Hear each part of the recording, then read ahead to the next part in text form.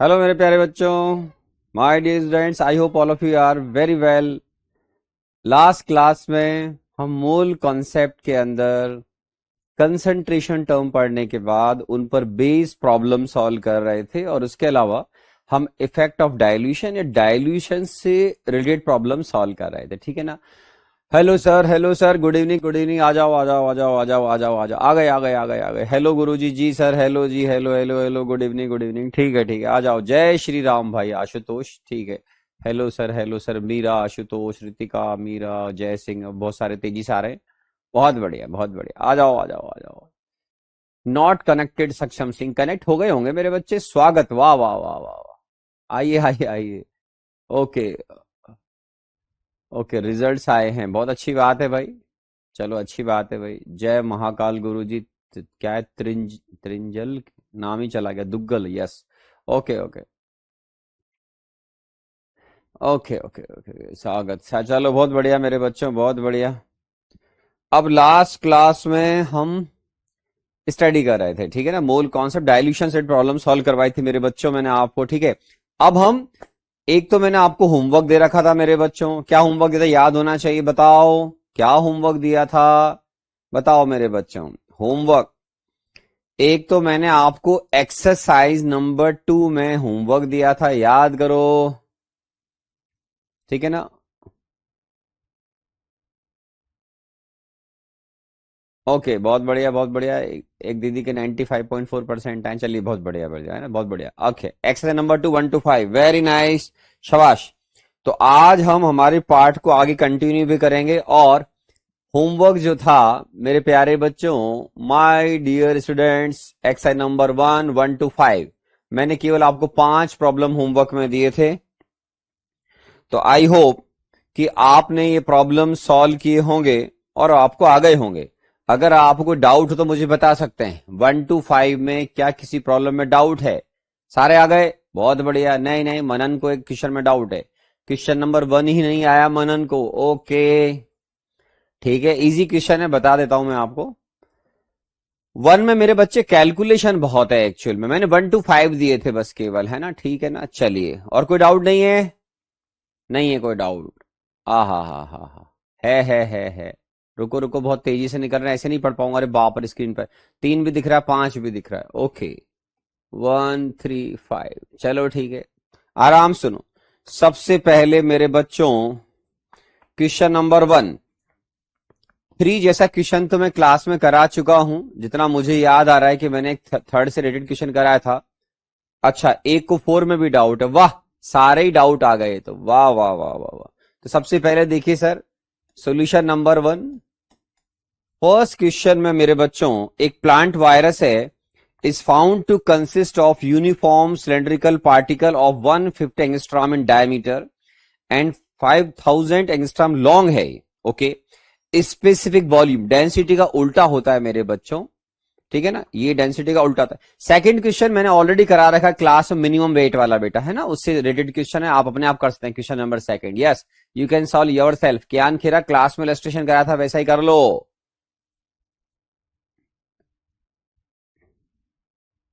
ठीक है सर, 2 भी बता दीजिए ना। हे भगवान। ओके चलो ठीक है। तो देखो, प्लांट वायरस जो है, इसमें देखो मेरे बच्चों क्या हो जाएगा, कैलकुलेशन आप करोगे। सबसे पहले वॉल्यूम निकालना मेरे बच्चों। वॉल्यूम क्या होता है? पाई आर स्क्वायर एल। ऑलरेडी आप जानते हैं सिलेंड्रिकल पार्टिकल है, वॉल्यूम दे भी रखा है, हिंट भी दे रखा है आपको। तो अब क्या करोगे मेरे बच्चों, पाई का वैल्यू 22/7 लिख लो आराम आराम से। अब आर देखना पड़ेगा मेरे बच्चों। रेडियस दे रखा है? नहीं दे रखा। डायमीटर दे रखा है? अब डायमीटर आपको मालूम होता है, डायमीटर है आपके पास 150 एंगस्ट्रॉम यूनिट, ठीक है ना। तो रेडियस बेटा 75 हो जाएगा। आप बोलोगे यस सर, तो इसको क्या लिखोगे, 75 इंटू 10⁻⁻10 मीटर, ठीक है। तो यहां आराम आराम से लिखिए सर कि 75 इंटू 10⁻⁻10। ओके, इसका स्क्वायर कर दो मेरे बच्चों। लेंथ भी दे रखा है, लेंथ पढ़ो रे मेरे बच्चों, 5 storm, 5000, I am sorry, 5000 angstrom mean into 10⁻⁻10। अब देखो मेरे बच्चों, ये मीटर क्यूब स्क्वायर और ये वॉल्यूम आ गया आपका मीटर क्यूब में, ठीक है। इसको आप सॉल्व कर सकते हैं। और मीटर क्यूब में जो वॉल्यूम आएगा, सॉल्व कर लो, मैं सारा कॉन्सेप्ट समझाता हूं आपको। ये आ गया वॉल्यूम, सपोज करो ये एक्स आ गया, तो इसको आप क्या करोगे, मीटर क्यूब को आप सेंटीमीटर क्यूब में कन्वर्ट कर सकते हो क्या मेरे बच्चों? आपको आना चाहिए 1 मीटर में 100 सेंटीमीटर होता है, तो 1 मीटर क्यूब आपका 10⁻6 सेंटीमीटर क्यूब के बराबर आ जाएगा। तो आप इसको सॉल्व कर लेना मेरे बच्चों, मान रहा हूं कि ये एक्स आएगा, ठीक है। तो x इंटू, अब अपन क्या कर सकते हैं मेरे बच्चों, आप बोलोगे 10⁻6 से मल्टीप्लाई कर दो, उससे क्या हो जाएगा, ये सेंटीमीटर क्यूब में आ जाएगा बेटा। फिर क्या करेंगे हम, यहां से हम मेरे बच्चों आराम आराम से वॉल्यूम निकालने के बाद मास निकाल सकते हैं। मास कैसे निकलता है मेरे बच्चों, डेंसिटी, मास बाय वॉल्यूम, आप बोलोगे यस सर। तो मेरे बिट्टू मास आप निकालना चाहते हो, डेंसिटी को वॉल्यूम से मल्टीप्लाई करना पड़ता है। अब ये डेंसिटी का उल्टा है, कौन, स्पेसिफिक वॉल्यूम। तो क्या करोगे मेरे बच्चों, तो मास ऑफ पार्टिकल निकाल लो, आप बोलोगे ठीक है सर। तो इसको जब सॉल्व करोगे तो x इंटू 10⁻6 इंटू क्या करना मेरे बिट्टू, आपको स्पेसिफिक वॉल्यूम, डेंसिटी का उल्टा दे रखा है, ये सेंटीमीटर क्यूब, ये मेरे बच्चों क्या होता है, आपको दे रखा है सेंटीमीटर क्यूब पर ग्राम, तो ये आपका ग्राम में आ जाएगा, ठीक है। तो ये आपके पास पार्टिकल का मास आ जाएगा, आप बोलोगे ठीक है। तो मास ऑफ पार्टिकल लिख दूं बेटा, मास ऑफ पार्टिकल, आराम से बेटा, मास ऑफ पार्टिकल, ठीक है। ये ग्राम में मेरे बच्चों। अब ये पूछते हैं फाइंड इट्स ग्राम मॉलिक्यूलर मास। ग्राम मॉलिक्यूलर मास निकालने का मतलब है मोलर मास। अब ये तो मेरे बच्चों एक पार्टिकल का वॉल्यूम आया है, नमस्ते नमस्ते नमस्ते, ठीक है ठीक है sir. Specific volume is just reverse of density, Manan पूछ रहा है। स्पेसिफिक जो वॉल्यूम है वो होता है डेंसिटी का उल्टा, यूनिट देख के पता लगा सकते हो, ठीक है। लिख देता हूं मैं आपके लिए, specific volume is just reverse of density, ठीक है। तो यहां से मास ऑफ पार्टिकल निकाल लो मेरे बच्चों। अब करना क्या है सोचो, आप बोल रहे हो sir find its gram molar mass, virus is considered to be single particle, ठीक है। अब ये बोल रहे हैं भाई साहब आप मोलर मास निकालो, तो ये तो एक पार्टिकल का मास आया मेरे बच्चों, तो मोलर मास कैसे निकलेगा, मोलर मास और ग्राम मॉलिक्यूलर मास एक ही बात है, सिखा रखा मैंने आपको।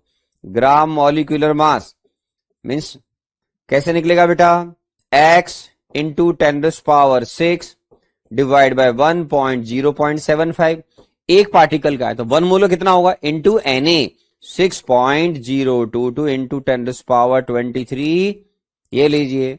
तो ये आपका मोलर मास ग्राम पर मोल में आ जाएगा, ये लीजिए आराम आराम से, ठीक है। तो ये आराम से आपका आंसर आ जाएगा, ठीक है। चलिए बहुत बढ़िया, लिख लीजिए आराम आराम से, बस केवल आपको पूरा सॉल्व करना है। हमने पहले इसको मीटर क्यूब में कन्वर्ट किया मेरे बच्चों, फिर सेंटीमीटर क्यूब में कन्वर्ट किया, फिर स्पेसिफिक डेंसिटी दे रखी थी हमको 0.75 सेंटीमीटर क्यूब पर ग्राम, उससे डिवाइड किया तो सेंटीमीटर क्यूब, और इस सेंटीमीटर क्यूब पर ग्राम लिखा तो ग्राम सेंटीमीटर भी सेंटीमीटर कैंसिल हो गया, ग्राम में आ गया, ये लीजिए हो गया। सर टेस्ट कब होगा, जब होगा तो इन्फॉर्मेशन आएगी मेरे बच्चे, ठीक है। चलिए molar mass of gram molecular mass आ गया। चलिए क्वेश्चन नंबर 1 हो गया। 1 के बाद एक बच्चा बोल रहा है 3 भी बता दो, 4 भी बता दो, 2 भी बताना है। अच्छा ओम जी बोल रहे हैं 2 भी बताओ सर, ठीक है भाई साहब। 2 तो आसान प्रॉब्लम है, क्लास में करवाया था शायद, इस तरह का प्रॉब्लम करवाया था, ये तो नहीं करवाया था, आराम से देखो। प्लस क्या हो रहा है 8O2 कन्वर्टिंग इनटू, ये बना रहा है मेरे बच्चों P4O10 प्लस 3SO2। तो इन्होंने बोला है at least 1 kg of each product बनना चाहिए। इस तरह का क्वेश्चन क्लास में आया था या शीट में भी निकल गया होगा पहले। तो एटलीस्ट 1 ग्राम का मतलब है इन दोनों में से हर प्रोडक्ट का मास कम से कम 1 ग्राम बनना चाहिए। किसी एक का ज्यादा बन रहा है चलेगा, लेकिन 1 ग्राम से कम नहीं बनना चाहिए। तो उसका सिंपल तरीका क्या है, ये एक बैलेंस रिएक्शन है बच्चों। इसके 1 मोल का मास देख लो और इसके 3 मोल का मास देख लो, आप बोलोगे ठीक है सर। तो P4O10 आपको दे रखा है। फॉस्फोरस का मोलर मास था बेटा 31, O का होता है 16, तो 31 इंटू 4 कितना हो गया 124, आप बोलोगे हाँ सर। अब क्या करेंगे, उसके अलावा O10 160 और जोड़ दो मेरे बच्चों, तो इसको अब जब ऐड कर देंगे तो 31 4, तो ये कितना हो जाएगा 160 284, तो ये 284 ग्राम। अब आराम से देखो, इसका 1 मोल अगर इसके 8 मोल से रिएक्ट करे मेरे बच्चों, अगर इसका 1 मोल, मान लीजिए इसका 1 मोल इसके 8 मोल से रिएक्ट करेगा तो इसका 1 मोल बनना चाहिए। ये किसके बराबर है? 1 मोल के बराबर है। इसका 3 मोल किसके बराबर होगा? इसके 3 मोल का मतलब है in terms of mass 3 into 64। तो आप निकाल लो कितना हो गया, 12 180 कितना हो गया, 192 ग्राम मेरे बच्चों। तो आप बोलोगे यस सर। तो यहां से आपके पास अब आराम आराम से देखो, एज पर गिवन स्टोइकियोमेट्री के हिसाब से जब इसका 284 ग्राम बनेगा तो इसका 192 ग्राम बनेगा। बिल्कुल बच्चों की तरह बात कर रहे हैं। तो जब इसका 1 ग्राम बनेगा तो ऑब्वियसली इसका 284 divide by 192 as per stoichiometry gram में बनना चाहिए। तो ये तो ग्रेटर देन 1 है। तो इसका मतलब है आपकी प्रॉब्लम यहीं से सॉल्व होगी। इजी लैंग्वेज में एज पर रिटन स्टोइकियोमेट्री, अगर 1 ग्राम आप SO2 बनाएंगे तो उसके वजह से आपको 1 से ज्यादा ग्राम वेट P4O10 का बनेगा तो वो चलेगा। किसी का भी वेट प्रोडक्ट में 1 ग्राम से कम नहीं होना चाहिए। ये इसकी लैंग्वेज है। इस तरह की प्रॉब्लम जो बच्चे दिमाग ज्यादा नहीं लगाते हैं वो नहीं कर पाते हैं, वो बस टाइम पास कर रहे होते हैं। वो सोचते हैं बस सिंपल प्रॉब्लम फॉर्मूला बेस्ड आ जाए। JEE advance simple formula based problem नहीं देता है, वेरी वेरी रेयर। ठीक है, चलिए अब क्या करोगे मेरे बच्चों? आप बोलोगे ठीक है सर। अब क्या करोगे? इस प्रॉब्लम को रिवर्स करो। आप बोलोगे रिवर्स का मतलब क्या है सर? इसको ऐसे करो कि जब 1 ग्राम बनाना चाहोगे तो इसके मोल्स निकाल लो। 1 डिवाइड बाय 64, ये किसके मोल्स हो गए बेटा? SO2 के। आप बोलोगे हाँ सर बिल्कुल सही बात है ना। अब ये आए 1/64 मोल आए। आप बोलोगे हाँ सर ये भी ठीक है। अब इसके अकॉर्डिंग आराम से देखो, इसके 1 मोल से इसके 3 मोल बनते हैं, तो इसके 1 मोल से इसके 1/3 मोल बनेंगे, तो 1/3 मोल। अब 1/60 मोल से कितने बनेंगे बेटा? 1/64 अपॉन 1/64 मोल। ये लीजिए, रिक्वायर्ड किसके चाहिए मेरे बच्चों? P4S3 के चाहिए। क्या निकालना है? कैलकुलेट मिनिमम मास। तो अब मास निकाल लो मेरे बच्चों। मास ऑफ या minimum mass of P4S3 required, आराम से देखो मेरे बच्चों, 1/3 into 1/64 into molar mass of P4S3। आराम से लिख लीजिएगा। तो ये प्रॉब्लम मेरे बच्चों आपका आराम से सॉल्व हो जाएगा। ये लीजिए। क्यों? क्योंकि मोल को हमें किस में कन्वर्ट करना पड़ेगा बेटा? मास में। तो सेकंड क्वेश्चन जैसा क्वेश्चन हमारा पहले निकल चुका है, तो ये आपको आना चाहिए था, है ना। ठीक है, ठीक है, चलिए आगे चलें। ठीक है भाई। अब देखो मेरे बच्चों, सेकंड हो गया। सेकंड होने के बाद अब क्वेश्चन नंबर 3 पे आते हैं। क्वेश्चन नंबर 3 में दे रखा है equal weight of mercury and iodine are allowed to react completely to form a mixture of mercurous and mercuric iodide, sorry not chloride, leaving none of the reactant. Calculate the ratio of weight of Hg2I2 and Hgi2। तो ये तो आप आराम से कर लोगे मेरे बच्चों। अब देखो मेरे बच्चों क्या करेंगे अपन, देखो इक्वल वेट। तो आपके पास जैसे मान लो यहां पर मरकरी और आयोडीन है, तो मरकरी और आयोडीन अगर अपन दोनों लें तो एक तो इनके मोल्स निकाल सकते हैं अपन। आप बोलोगे हाँ सर। अब दोनों की बैलेंस रिएक्शन और लिखनी है अपने को। तो मान लो एक तो लिखना है Hg2I2। ठीक है सर। तो ये कैसे बनेगा बेटा? 2Hg plus I2। ओके। एक और देखो मेरे बच्चों, एक आप क्या करोगे कि सर दूसरा कौन सा है? Hgi2। तो Hgi2 लोगे मेरे बच्चों, तो ये Hg प्लस I2 लिखो। आप बोलोगे ये भी ठीक है सर। दो बैलेंस रिएक्शन लिख दी मेरे बच्चों। अब है क्या कि मरकरी और आयोडीन दोनों का वेट आपको सेम लेना है। आप बोलोगे ठीक है सर। तो मरकरी का वेट अगर 1 ग्राम लोगे तो आयोडीन का वेट भी 1 ग्राम लेना पड़ेगा। अगर मरकरी का वेट 100 ग्राम लोगे तो आयोडीन का वेट भी 100 ग्राम लेना पड़ेगा। आप बोलोगे हाँ सर दे तो रखा है। तो इक्वल वेट दे रखा है। अब आपको क्या अच्छा लगता है वो आप पर डिपेंड करता है, ठीक है ना। चलिए बहुत बढ़िया, है ना। तो यहां पर हाँ हाँ, काफी बच्चे पास हो गए, अपनी परसेंटेज लिख रहे हैं। कॉन्ग्रेचुलेशन टू ऑल स्टूडेंट्स जो 10th क्लियर कर चुके हैं। Very very good, so many congratulation to all of you. Okay, thank you thank you thank you. कई बच्चे लिख रहे हैं मेरी परसेंटेज ये आई है। वेरी गुड बेटा, शाबाश। लेकिन आईआईटी के हिसाब से पढ़ाई करो। आईआईटी में 10th क्लास की इंपॉर्टेंस नहीं है ना। तो आप जो लाए उससे ये पता लगता है कि आप सिंसियर स्टूडेंट है ना। तो अब आपको अपना एनालिसिस करने के ब्रेन को अच्छा रखते हुए और डेवलप करो इसको, ताकि आप जेई एडवांस क्लियर कर पाओ। देखो सबने अपनी परसेंटेज लिख रखी, शानदार शानदार। कॉल, बहुत बढ़िया बहुत बढ़िया, सो मैनी कॉन्ग्रेचुलेशन। ओके चलिए, अब देखो मरकरी और आयोडीन दोनों का वेट सेम लेना है बेटा। कैलकुलेट निकालना है लास्ट में इनका वेट क्या रहेगा। ठीक है सर। तो अब क्या है, मान लो आपने सपोज करो 100 ग्राम मरकरी लिया, ये आपकी चॉइस हो सकती है।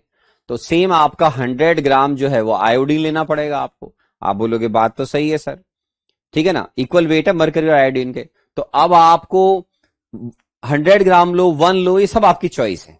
मुझे तो वेट का रेशियो निकालना है। तो अब इसमें क्या होगा मेरे बच्चों कि आप अगर मान लीजिए यहां पर 1 ग्राम लेते हैं, या 100 ग्राम में से x ग्राम यहां लेंगे, तो ऑब्वियसली उसके हिसाब से कैलकुलेशन करते हैं। इसके कई तरीके होते हैं, मैं एक सिंपल तरीका बताता हूं, और बाकी आप और भी सोच सकते हैं कि सर अगर 100 ग्राम मरकरी है तो 100 ग्राम मरकरी के 2 पार्ट यहां कंज्यूम होंगे मेरे बच्चों। ठीक है, मान लीजिए 1 मिनट के लिए x ग्राम मरकरी यूज किया, तो यहां पर ये 100 माइनस x ग्राम मरकरी यूज होना चाहिए, और इसके कॉरस्पॉन्डिंग आप आयोडीन के मोल्स यूज कर लीजिएगा, उनको मास में कन्वर्ट कीजिएगा, उसको 100 के बराबर कर देना, आंसर आ जाएगा। अब मान लो आप बोलो सर आप बहुत जल्दी जल्दी बोल गए, हमारे समझ में नहीं है, आराम आराम से है ना।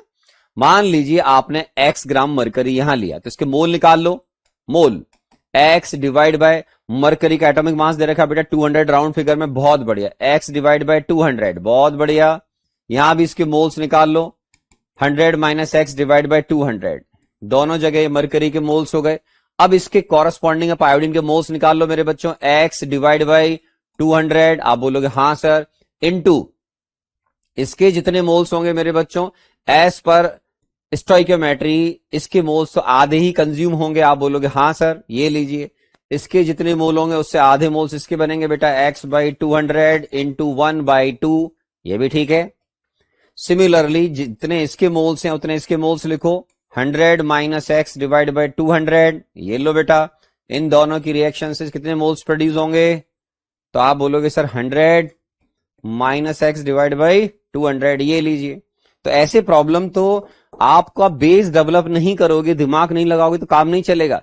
ऐसे प्रॉब्लम हमने CO2 बनाए थे, वहां भी यूज किए थे। अब क्या करोगे, बड़ा सिंपल है, आयोडीन का टोटल मास भी उतना ही होना चाहिए, दोनों के मास आपने इक्वल लिए हैं, तो obviously total moles of iodine निकाल लो।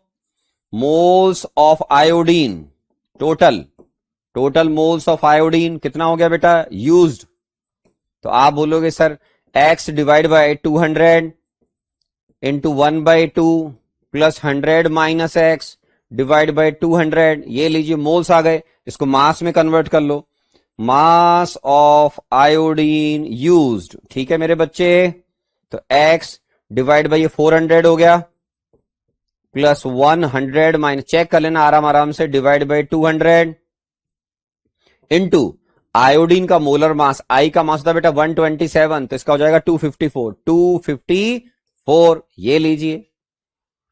तो आपके पास हमारे लिए जो आयोडीन है, ठीक है ना, तो आप या फिर एक काम करो, अपन इसमें भी क्यों लफड़े में पड़े, हमको तो जो अगर प्रॉब्लम सॉल्व करनी है तो आप तो एक काम करो, सीधा सीधा वेट रेशियो वैसे ही निकाल लो आप, ठीक है ना।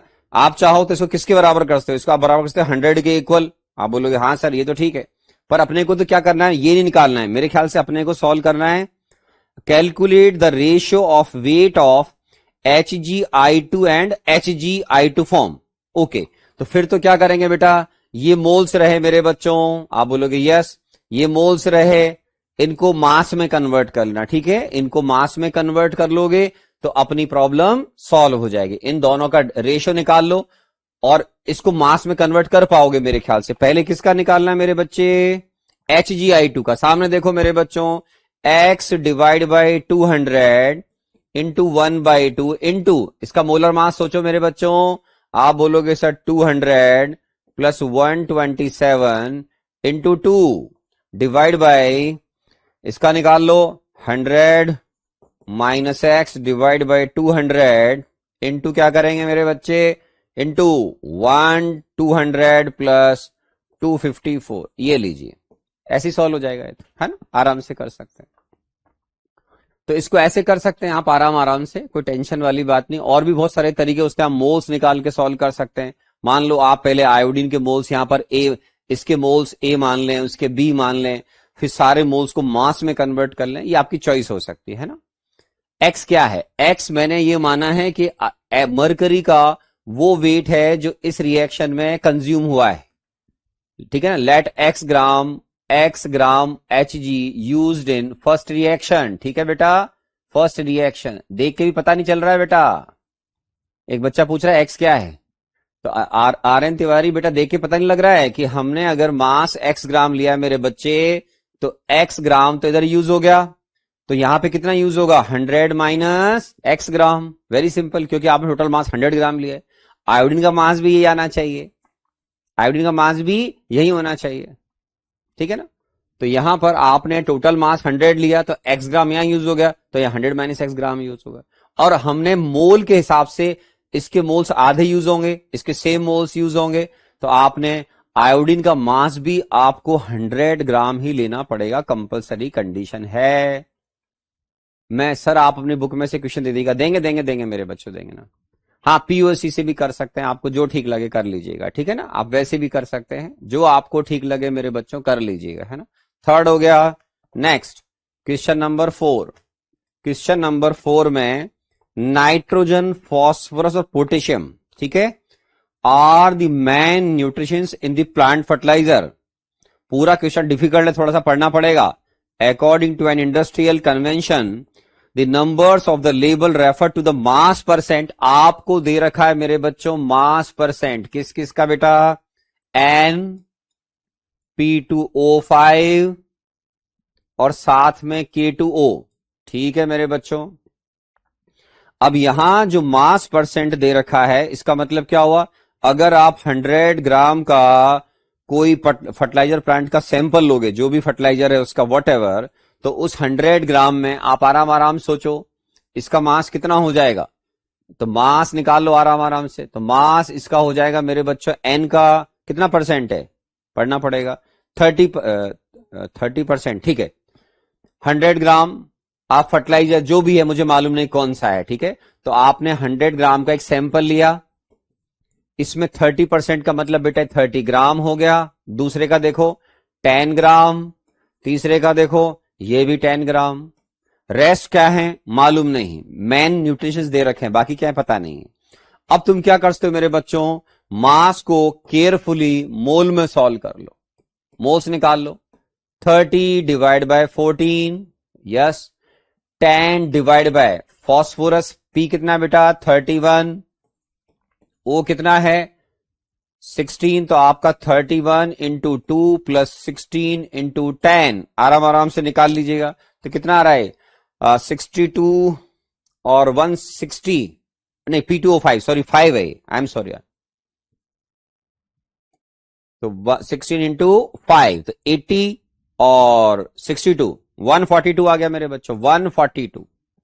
इसके भी मोल्स निकालो, 10 divide bye potassium K2O 39 into 2 plus 16, तो कितना हो गया बेटा 78, और ये कितना निकालोगे 78 और 16 80 90 94, 94 निकालो।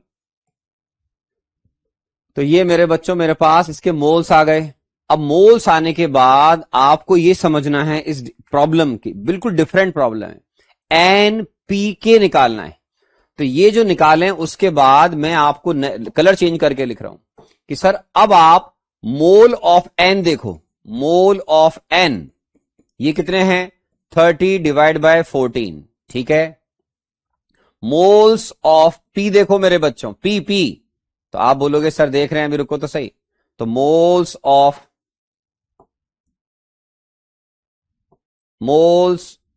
ऑफ P कैसे निकलेंगे मेरे बच्चों, अरे यार मैं अंडरलाइन करता हूं बार बार, तो मोल्स ऑफ P, जितने मोल्स P2O5 के होंगे 10 डिवाइड बाय 142 इंटू क्या करेंगे 2। ऐसा क्यों? 1 मोल P2O5 containing 2 moles of phosphorus, तो इंटू 2 कर दो। ऐसे ही मोल्स ऑफ के निकाल लो मेरे बच्चों, तो आप कैसे निकालोगे 10 divide by 94 into 2। Why? Because 1 mole K2O is containing 2 moles of potassium. ठीक है मेरे बच्चों, तो पहले आपको मास परसेंट दे रखा था, मैंने उस फर्टिलाइजर का मास 100 ग्राम सैंपल मान लिया, तो 100 ग्राम में इसका 30% था, तो वेट 30 ग्राम हो गया। ये 10 ग्राम और ये 10 ग्राम, फिर मैंने उनको उनके मोलर मास से डिवाइड करके मोल्स निकाल लिए। अब मोल्स ये कंपाउंड के थे 2 मोल्स, इनको मैंने फॉस्फोरस और पोटेशियम के मोल्स में कन्वर्ट कर लिया। आप बोलोगे यस सर, तो अब क्या है हमारी प्रॉब्लम सॉल्व हो जाएगी। कैसे हो जाएगी? इन्होंने बोला है इसको आपको अरेंज करना है। कैसे अरेंज करना है? इसको x रेशो y रेशो 1 में डिवाइड करना है। तो कैसे करोगे? अब तुम समझदार हो कि सर ये जो आ रहा है वो 20 डिवाइड बाय 94 आया है, ठीक है, इससे इसको डिवाइड कर दो सबको, तो ये 1 में कन्वर्ट करो इसको, तो ये कितना हो जाएगा बेटा? ये 10 या 20 लिख लो, 20 divide by 142 divide by 20 upon 94। Similarly 30 divide by 40 divide by 20 upon 94। ये लीजिए, ये आपके x और y के वैल्यूज आ गए। तो ये क्वेश्चन मतलब ऐसा है कि डिफरेंट है, ये क्वेश्चन जनरल प्रॉब्लम नहीं है। ऐसे क्वेश्चन कई बार हमारे इंजीनियरिंग वगैरह में उस लेवल पर भी कई बार आ जाते हैं, ठीक है ना।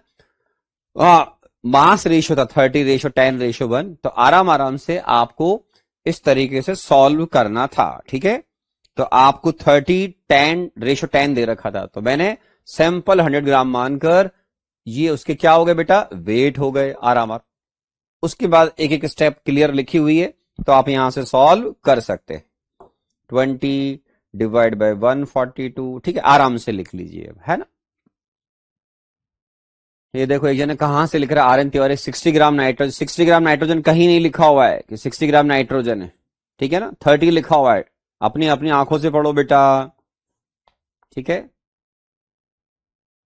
सर अब आ गया समझ में, तो 60 ग्राम नाइट्रोजन क्यों लिख रहा है आर एन तिवारी ये? हाँ, आईआईटी के हिसाब से अच्छा क्वेश्चन है, ये एकदम अलग है। सर अब आ गया समझ में, वेरी गुड। किस टॉपिक के सवाल ज्यादा आते हैं? ऐसा नहीं बोलते हैं आईआईटी जेई में, लेकिन फिर भी थर्मोडायनेमिक्स इलेक्ट्रोकेमिस्ट्री फेवरेट सब्जेक्ट होते हैं आईआईटी एडवांस में, जो 12th क्लास में आएंगे।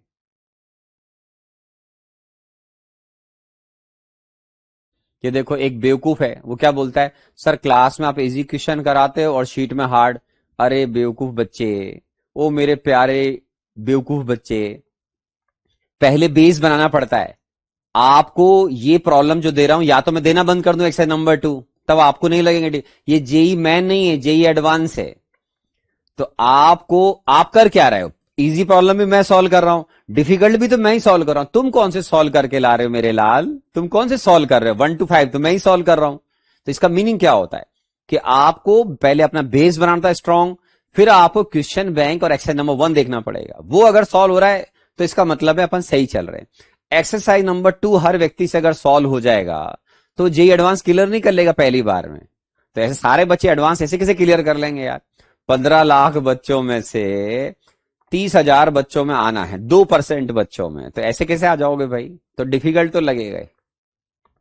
तो इसलिए ये आपका कहना बहुत ही घटिया है, खराब है कि सर आप क्लास में इजी कराते हो, क्या तुमसे क्लास के सारे प्रॉब्लम बन जाते हैं मेरे लाल?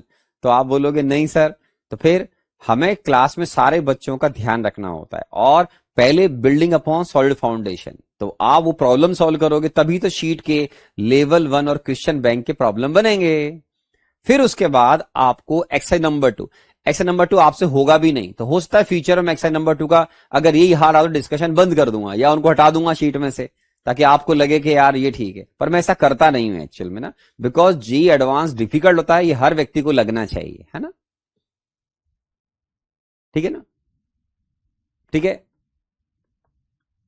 हाँ, क्वेश्चन नहीं बन रहे हैं तो क्वेश्चन डिफिकल्ट नहीं बनेंगे बेटा, है ना। एक्सरसाइज नंबर 2 के आसानी से नहीं बनेंगे आपसे, क्योंकि जे एडवांस के लेवल के प्रॉब्लम है ना। तुम इसका मतलब है 100 में से 2 बच्चों में जो आना चाहिए उसके हिसाब से मेहनत नहीं कर रहे हो। वेरी सिंपल, इसमें क्या सोचना है बेटा। अरे 100 में से 2 पास होंगे तो 98 फेल भी तो होंगे ना एडवांस में। तो आपको समझना पड़ेगा भाई, जिनसे प्रॉब्लम नहीं बन रहे मतलब अपन जेई के हिसाब से मेहनत नहीं कर रहे हैं। वेरी सिंपल, इसमें टेंशन क्या लेनी है भाई।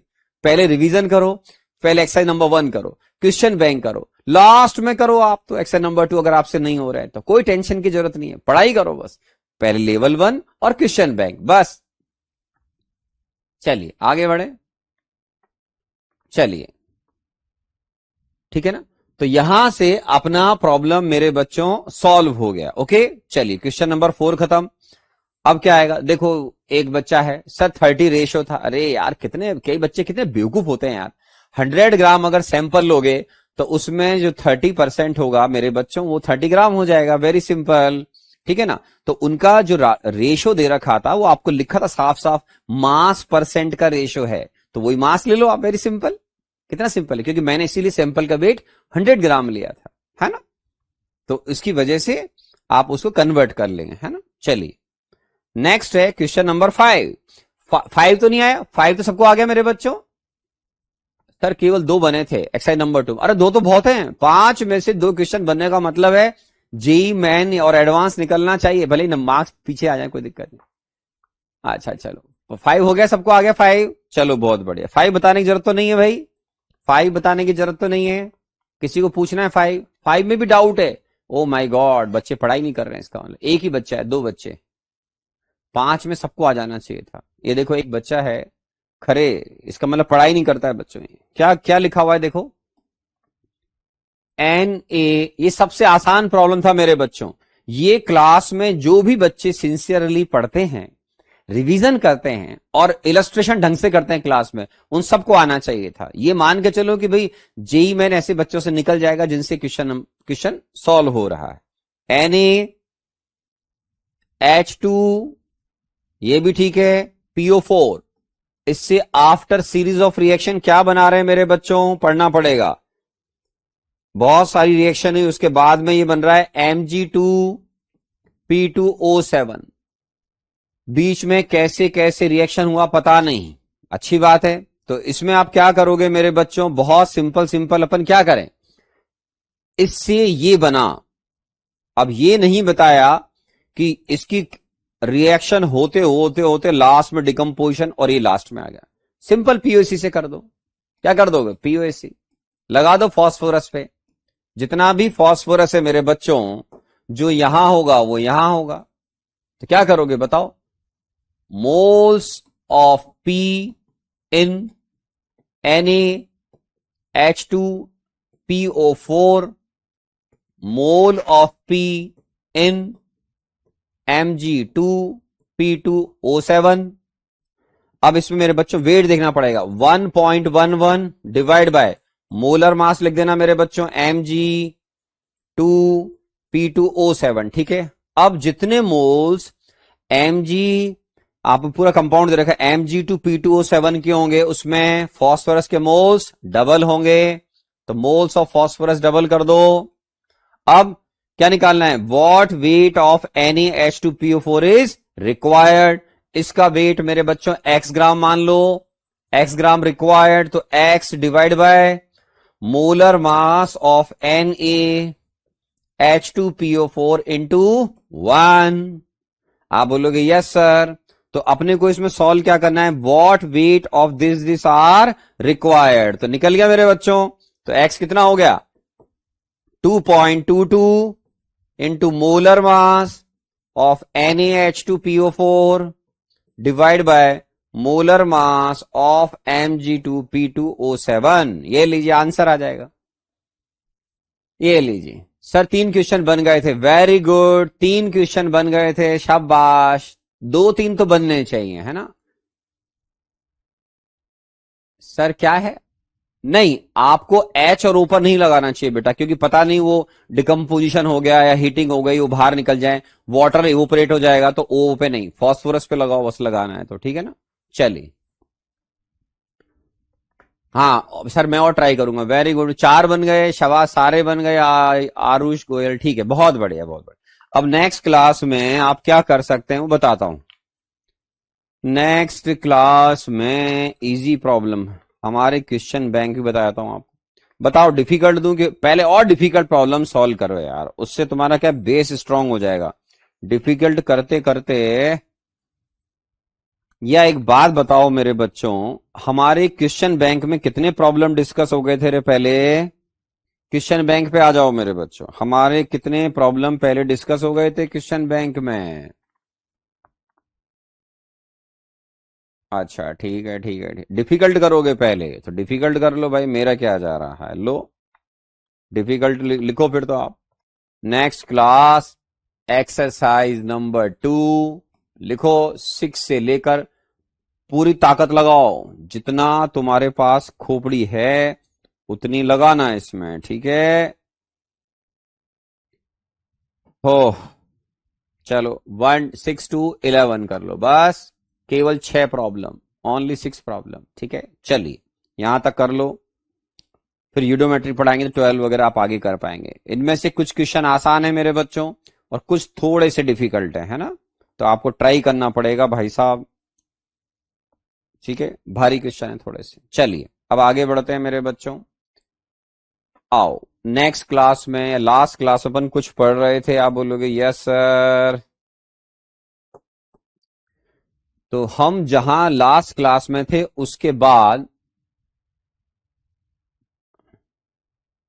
सर होमवर्क कहां से निकालें? बेटा युवराज ये शीट है, कैरियर विल के ऐप पे है, अब तक तो आ जाना चाहिए था। कैरियर विल के ऐप पर है तो कैरियर विल के ऐप पर ही शीट मिलेगी, वहां से इसको डाउनलोड कर लेना, देख लेना, ठीक है? सर आपके जैसे कैसे बनूं? रहने दे बेटा Balram, we all are very unique person in whole world. अपने आप में यूनिक बनो, हार्ड वर्क करो, ईमानदार रहो अपने काम के प्रति। काम के प्रति ईमानदार होना जो हर टीचर नहीं होता है, हर स्टूडेंट नहीं होता है, ये रियलिटी है, ठीक है बेटा? तो अपने आप में यूनिक बनो, बस किसी से कंपैरिजन नहीं करना है अपने को, अपना हार्ड वर्क करके अपना जिस भी फील्ड में वहां पर बहुत अच्छा नाम कमाने की और प्रॉस्पेरिटी की कोशिश करनी चाहिए, है ना? My blesses with all of you, ठीक? सर होमवर्क कहां से निकालें बता दिया बेटा, शीट में से बेटा, है ना? चलो मेरे बच्चों आगे बढ़े। अब देखिए लास्ट क्लास में हम जो बात कर रहे थे उसमें और आगे बढ़ते हैं। अब एक टर्म होती है मेरे बच्चों स्ट्रॉन्ग इलेक्ट्रोलाइट। स्ट्रॉन्ग इलेक्ट्रोलाइट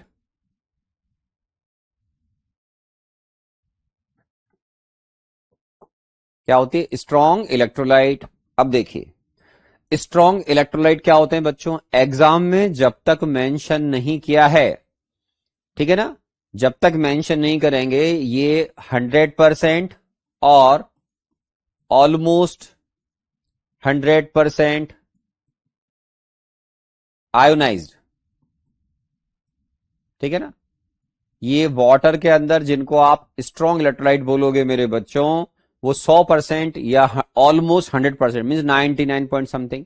तो एग्जाम में जब नहीं दिया जाएगा तो आपको एजम्पशन लेना है कि 100% इसको आयोनाइज करेंगे। हम स्ट्रॉन्ग इलेक्ट्रोलाइट्स जिनको बोलते हैं मेरे बच्चों, वो सब कहलाते हैं स्ट्रॉन्ग एसिड्स, जिनको आप आगे स्टडी करोगे। एक होते हैं strong bases and dissolve salts in water. जो सॉल्ट्स होते हैं मेरे बच्चों, डिजॉल्व सॉल्ट्स इन वाटर, जो पानी के अंदर डिजॉल्व होते हैं उनकी बात कर रहे हैं, ठीक है? फॉर एग्जाम्पल अगर आप जैसे मान लीजिए HCl की बात कर रहे हैं तो HCl एक स्ट्रॉन्ग एसिड हो गया, बहुत बढ़िया। HBr हो गया, HI हो गया, HNO3 हो गया, ये हमारे स्ट्रॉन्ग एसिड है, ठीक है?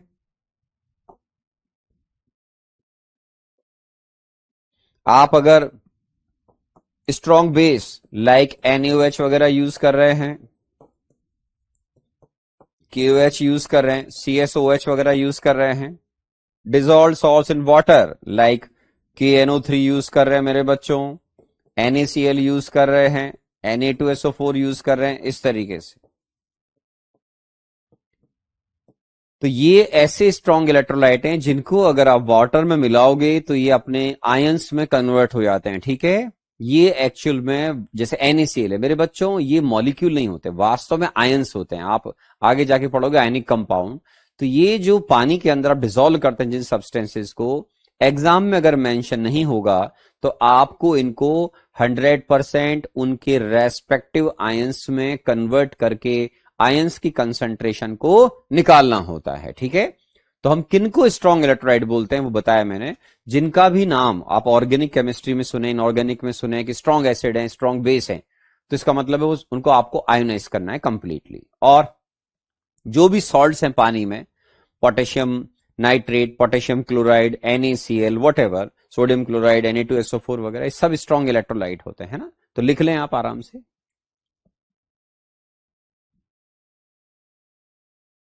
मैं पानी भी पी लेता हूं,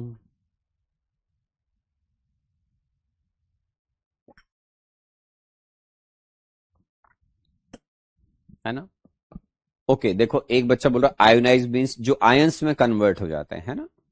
बहुत बेसिक्स बहुत कमजोर हैं कुछ बच्चों के, तो कोई बात नहीं, चलो धीरे धीरे सीख जाएंगे।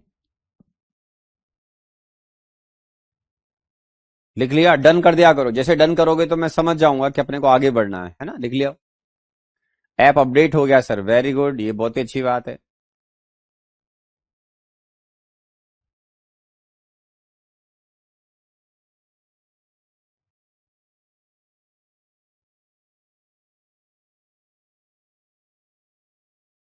डन, बहुत बढ़िया, ओके ओके ओके। तो अब सुने सर, ये जो स्ट्रॉन्ग इलेक्ट्रोलाइट है, अब मैं आपको समझाता हूं। जैसे एक बच्चे ने पूछा आयोनाइज क्या होता है, सुनो मेरे बच्चे, जिसको ने पूछा आयोनाइज क्या होता है, मान लो बेटे HCl कंसंट्रेशन आपको 0.1 m दे रखी है, ठीक है। तो जिस बच्चे ने पूछा आयोनाइज का मीनिंग क्या, उसको समझा रहा हूं कि बेटे ये जो HCl है, ये वाटर के अंदर अपने रेस्पेक्टिव आयंस में ब्रेक हो जाता है। तो एग्जामिनर अगर मेंशन नहीं करेगा तो आपको उस स्ट्रॉन्ग एसिड को उसके रेस्पेक्टिव आयंस में ब्रेक करना पड़ेगा। मींस ये इस फॉर्म में नहीं रहेगा पानी के अंदर। HCl एक्चुअल में 0.1 m H प्लस और 0.1 m Cl माइनस की फॉर्म में एग्जिस्ट करेगा। ठीक है, आप बोलोगे ओके सर। और एग्जांपल ले सकते हैं। मान लीजिए आपने बोला सर KOH, सपोज किसी बच्चे ने बोला KOH की कंसंट्रेशन सर 0.2 m है। तो इसका मतलब ये होता है कि जिसकी आप मोलारिटी KOH की आप 0.2 m बोल रहे हैं, वो एक्चुअल में स्ट्रॉन्ग इलेक्ट्रोलाइट है। तो ये KOH वास्तव में पानी के अंदर अपने रेस्पेक्टिव आयन, पोटेशियम आयन और OH नेगेटिव आयन की फॉर्म में एग्जिस्ट करता है। तो आप यहां क्या कर देना, 0.2 m। ये लाइन बनाने का मतलब है जीरो, मतलब वो इस फॉर्म में ट्रूली एग्जिस्ट नहीं कर रहा है। ठीक है, 0.2 और ये 0.2 m। और भी कुछ एग्जाम्पल ले सकते हैं। जैसे मान लीजिए अगर आपने बोला कि सर मेरे पास सोडियम जो क्लोराइड है, ठीक है मेरे बच्चों, सोडियम क्लोराइड एग्जाम में मान लो दे रखा है 0.1 m है। तो जब तक एग्जामिनर मेंशन नहीं करेगा हम उसको 100% उसके रेस्पेक्टिव आयंस में ब्रेक करेंगे बेटा। तो करो इसको भाई साहब। Na2SO4 aqueous converting into 2Na plus SO4 2 minus aqueous, ये लीजिए। तो ये हो जाएगा बेटा 2 इंटू 0.1 m। क्यों? Because 1 mole Na2SO4 will produce 2 mole of Na plus and 1 mole of sulphate ion जब पानी में डिजोल्व होगा। तो ये कितना हो गया बेटा, 0.2 m। और ये एज पर स्टोइकियोमेट्री 0.1 m। आराम से लिख लीजिए। सल please give me little bit more time to write. Sundaram, तो बेटा आप लोगों ने तो कहा था कि सर, ओके सर अगर 100% नहीं हुआ तो नहीं होगा, तो बता देता हूं बेटा। 100% नहीं होगा तो जितना परसेंट मेंशन करेगा वैसे करेंगे अपन, बताता हूं अभी, है ना। तो पहले तो वो सीखो जो होता है।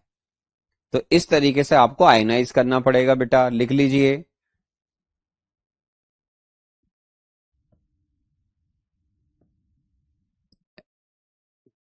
आराम से लिख लीजिए, पहले लिख लो मेरे बच्चों।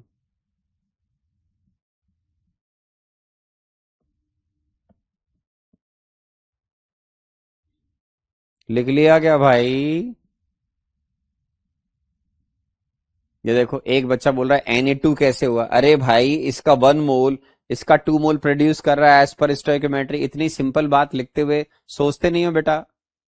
नहीं, दे तो रखा है, ये कंसंट्रेशन है तो डबल होना चाहिए, क्योंकि Na2SO4 के 1 मोल में 2 मोल Na+ और 1 मोल सल्फेट आयन है। कुछ तो दिमाग लगाओ बेटा, आईआईटी की तैयारी कर रहे हो तो। इसका मतलब तुम आईआईटी तैयारी नहीं कर रहे हो जिसने भी लिखा। M means concentration. हे भगवान, सब पढ़ा रखा है। एम मतलब मोलारिटी, इजी लैंग्वेज में कंसंट्रेशन इन मोल पर लीटर। ठीक है, पढ़ते लिखते नहीं है, रिवीजन नहीं करते हैं कुछ बच्चे। एक बच्चे ने बोला वो लिख नहीं पाया था, लिख ले भाई। किसी बच्चे का 2 बच्चों ने लिखा था, देख लो फटाफट क्या रह गया, उसको लिख लो।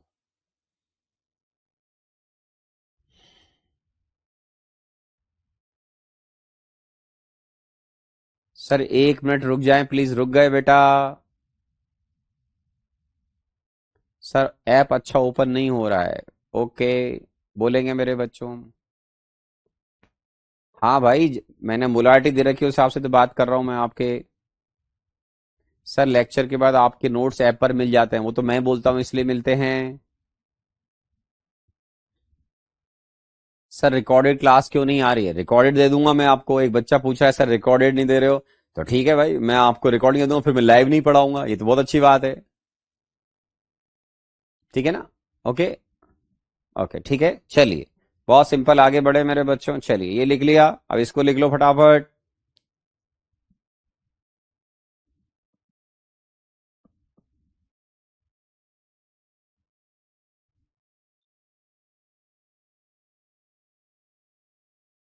ओके, अब मान लो जैसे किसी प्रॉब्लम में एक बच्चे ने पूछा कि मान लो सर 100% नहीं दे रखा है तो हम क्या करेंगे। तो बता देता हूं भाई साहब कि अगर 100% आयोनाइज नहीं हो रहा है तो हम क्या करेंगे। ओके, तो सपोज करो जैसे आपको बेरियम नाइट्रेट का सॉल्यूशन दे रखा है। ओके, अब बेरियम नाइट्रेट का सॉल्यूशन है मेरे बच्चे 0 पॉइंट मान लो 1 m। ओके, और सपोज करो उन्होंने दे रखा है कि एजम्पशन है। क्या एजम्पशन है? एग्जामिनर देगा या आपको घबराने की जरूरत नहीं है। एग्जामिनर ने अगर नहीं दिया तो आप तो वही 100% इसको आयनाइज करोगे मेरे बच्चों। तो आराम से सुनो, एजम्पशन ये है कि बेरियम नाइट्रेट इज 90% आयोनाइज। क्या है बेटा ये? 90% आयोनाइज है। तो इसका मतलब ये निकलेगा कि बेरियम नाइट्रेट का 10% तो आप इसी फॉर्म में रखोगे और रेस्ट पार्ट को बेरियम आयन में और नाइट्रेट आयन में कन्वर्ट कर दोगे। तो जैसे 0.1 का 90% कितना हो गया बेटा? 0.1 का आराम से देखो, 0.1 माइनस एक्स, तो ये एक्स और ये 2x बनना चाहिए। अब x क्या है? 90% किसका है बेटा? 0.1 का। तो यहां लिखो आराम आराम से 0.09 m।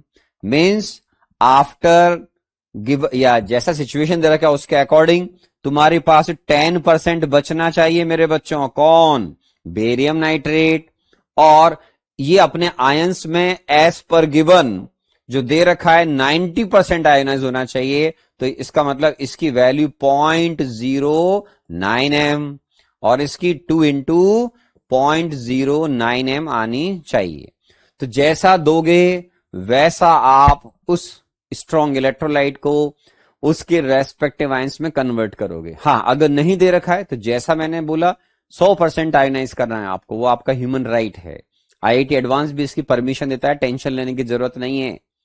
ठीक है, तो आईआईटी एडवांस में भी अगर पूछेंगे तो आपको अगर आयोनाइजेशन नहीं दे रखा होता तो आपको 100% आयोनाइज करके प्रॉब्लम सॉल्व करनी होती। ऐसा हम नेक्स्ट ईयर भी करेंगे जब एक स्पेशल चैप्टर पढ़ेंगे, उसका नाम होगा लिक्विड सॉल्यूशन। क्या नाम होगा? Liquid solution. चलिए ओके ठीक है, लिख लीजिए आराम से। सर ये चैप्टर कब खत्म होगा? अभी कम से कम 2 वीक और लगेंगे, ठीक है ना?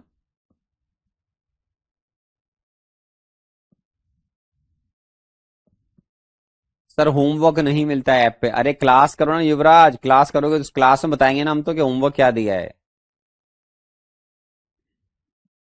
चलो बच्चों हो गया, आगे बढ़ते हैं।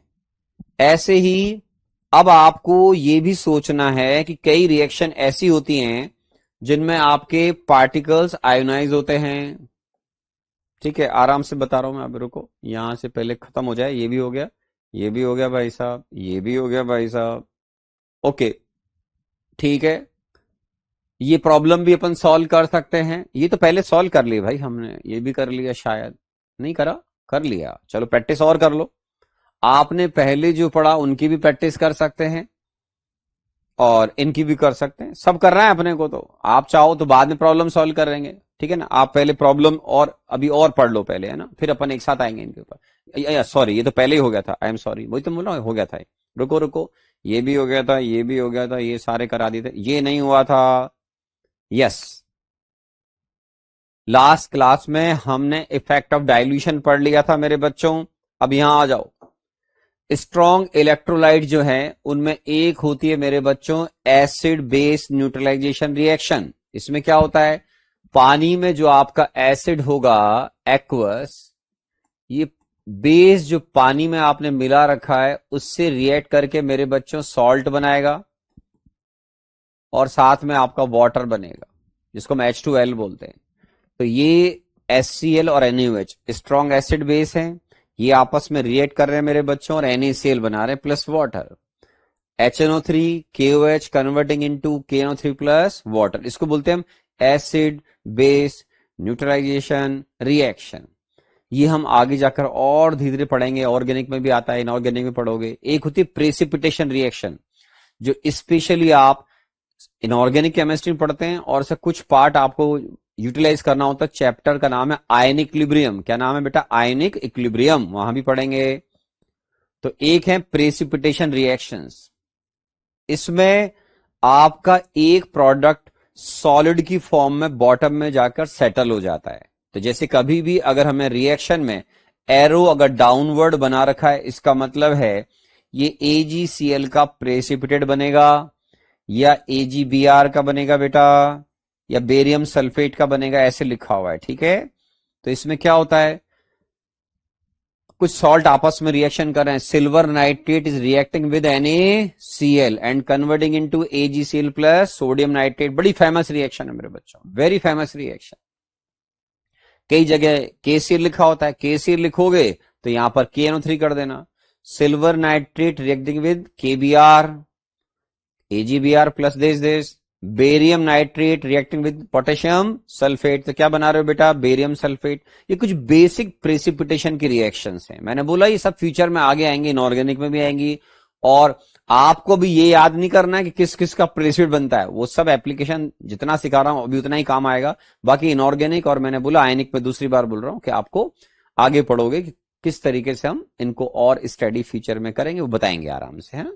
तो ये कुछ टाइप ऑफ रिएक्शन है जिसमें आपके पास एक प्रोडक्ट जो है वो सॉलिड की फॉर्म में बॉटम में सेटल हो जाता है। जैसे मान लो आपने एक टेस्ट ट्यूब में, सपोज करो मेरे बच्चों, आपने एक टेस्ट ट्यूब के अंदर ऐसे लो कि इस टेस्ट ट्यूब में आपने मान लीजिए आपने इसके अंदर सपोज करो सिल्वर नाइट्रेट मिला रखा। क्या मिला रखा मेरे बच्चों, सिल्वर नाइट्रेट। दूसरी टेस्ट ट्यूब में आपके पास था कोई सॉल्यूशन और वो मान लो आपने बोला कि सर मेरे पास KCl या NaCl है मान लो। तो इन दोनों को आप जैसे ही मिक्स करोगे मेरे बच्चों तो बॉटम में आपके पास ये AgCl बन जाएगा। क्या बन जाएगा, AgCl। और साथ में आपके पास जो सॉल्यूशन है वो भी रहेगा। तो यहां पर बॉटम में आपको AgCl का प्रेसिपिट बन जाता है।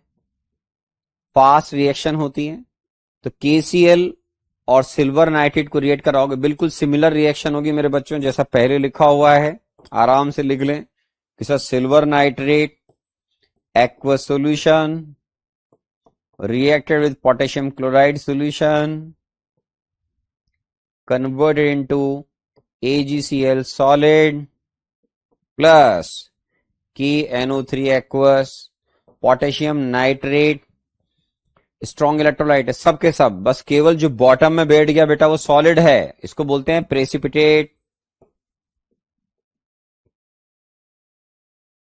लिख लें, लिख लो मेरे बच्चों।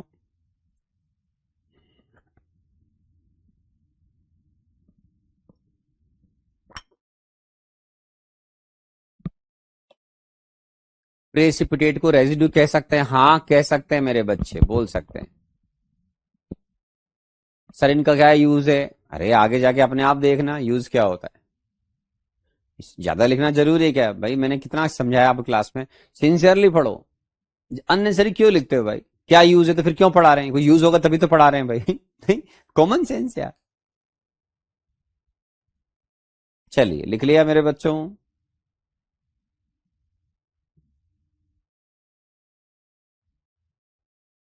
लिख लो बेटा, डन लिख देना, जब हो जाए तो लिख देना डन, ठीक है।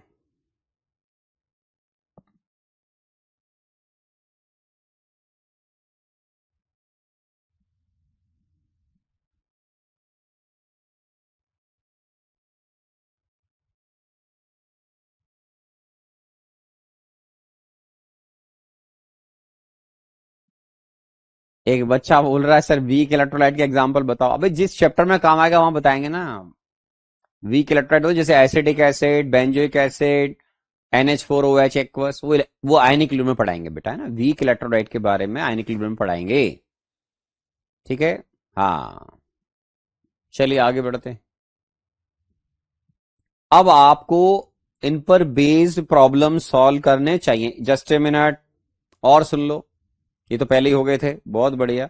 ये वाला पार्ट हो गया, अभी पहले बेस बनाओ अपना। क्या देखो, मान लीजिए मेरे पास सिल्वर नाइट्रेट का सॉल्यूशन है और ये रिएक्ट कर रहा है मेरे बच्चों KCl के एक्वस सॉल्यूशन से। आप बोलोगे ठीक है सर, क्या बनेगा बेटा? AgCl सॉलिड, ये बॉटम में बैठ जाएगा, और प्लस ये बनेगा KNO3, ठीक है। ये आराम आराम से लिख ले, बहुत बढ़िया। अब इसमें आपको जो दे रखा है उसके अकॉर्डिंग बात करते हैं कि मान लो आपको इन दोनों को मिलाओगे, ठीक है सर।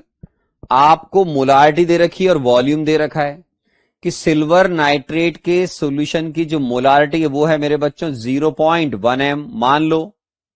या क्वेश्चन ही बना लेते हैं चलो यहां पे कि सर मान लीजिए क्वेश्चन सिंपल ये आ गया कि sir if 100 ml 0.1 m AgNO3 aqueous solution is reacted with, ठीक है, reacted with 200 ml 0.1 m KCl aqueous solution, ठीक है। फाइंड, ओके, ये बोलते हैं फाइंड कंसंट्रेशन ऑफ, मान लीजिए इन्होंने बोला find concentration of nitrate ion in solution in final solution. Suppose करो उन्होंने प्रॉब्लम दिया, ठीक है। तो आप बड़े इत्मीनान से पहले रिएक्शन लिखना और ये चेक करना कि क्या इनमें कोई लिमिटिंग रिएजेंट है।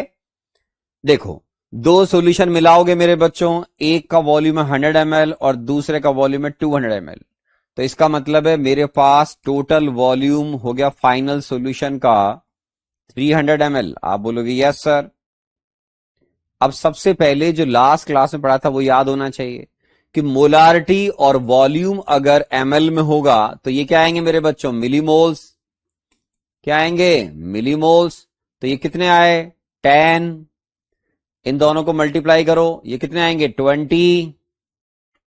एस पर स्टोइकियोमेट्री, अगर भूल नहीं गए हो, मोलारिटी तो याद है ना, लास्ट क्लास में पहले भी पढ़ा चुका हूं। मोलारिटी क्या होता है मेरे बच्चों, याद है? अगर कोई बच्चा भूल गया हो तो मोलारिटी, ये मेरा बार बार नहीं बताऊंगा आपके मैं, मोलारिटी क्या होता है मेरे बच्चों? Moles of solute, moles of solute divide by volume of solution in litre.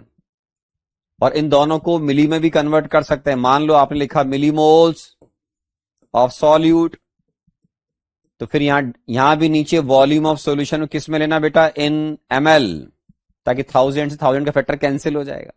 तो इजी लैंग्वेज में ही सिखाया था मैंने, मोलारिटी और वॉल्यूम को मल्टीप्लाई करोगे मेरे बच्चों तो क्या आएंगे, मोल्स ऑफ सॉल्यूट। तो मोल्स ऑफ सॉल्यूट अगर आपको कभी भी निकालने हैं तो मोलारिटी को वॉल्यूम से मल्टीप्लाई करो, लीटर में होना चाहिए। और अगर वॉल्यूम ml में लोगे मेरे प्यारे बच्चों, जैसा आप यहां देख रहे हैं, तो अगर ml में लेंगे तो फिर ये आएंगे मिलीमोल्स,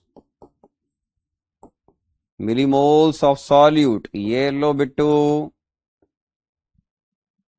तो इसका बहुत ध्यान रखना है कि अगर वॉल्यूम ml में होगा तो मोलारिटी इंटू वॉल्यूम से मिलेंगे मिलीमोल्स, और वॉल्यूम अगर लीटर में होगा तो उससे मिलेंगे मोल्स। तो ये हम मोलारिटी की डेफिनेशन क्लास में पहले ही कवर कर चुके हैं, तो उसके बेसिस पर मैं आपको लिख रहा हूं। ठीक है, लिख लीजिए आराम से। ठीक है, आराम आराम से लिख लीजिए, है ना।